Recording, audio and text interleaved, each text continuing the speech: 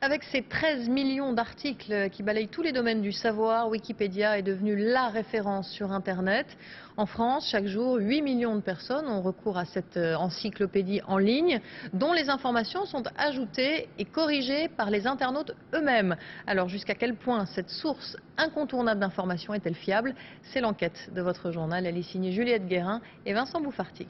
Il fut un temps où le savoir pouvait se résumer en 20 volumes. Un savoir imprimé comme gravé dans le marbre.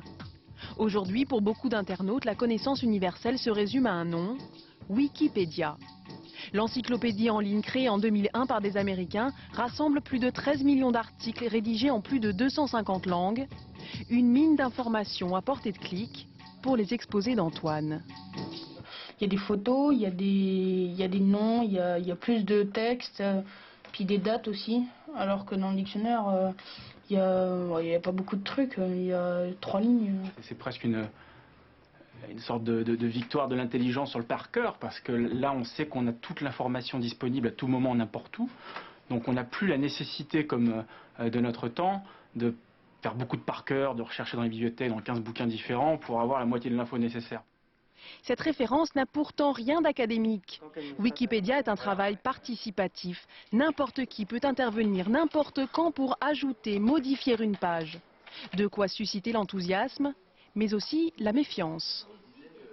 C'est un savoir qui n'est pas hiérarchisé, qui n'est pas stabilisé et qui est anonyme. Donc c'est le reproche qu'on pourrait faire à Wikipédia. C'est un petit peu la loterie du savoir où on trouve le meilleur, le pire et le rire parfois, puisqu'il y a même des canulars qui, effectivement, sont colportés sur cette encyclopédie avant d'être corrigés ou pas. Philippe Manœuvre en a fait les frais. Le jury de la nouvelle star bien vivant a été donné pour mort l'espace d'une heure.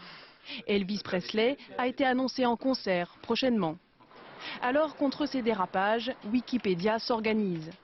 Mathieu est l'un des 180 administrateurs francophones.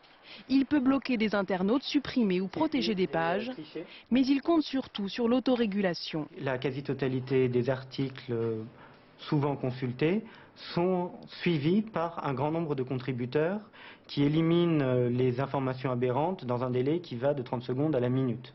Et c'est toute une affaire quand on a laissé une information aberrante pendant plus de 2 heures. Alors, on a fait le test avec vous, Marie. 1997, Marie Drucker, championne de Rubik's Cube. En à peine 5 minutes, l'information a été supprimée. Peu vraisemblable, nous a-t-on dit.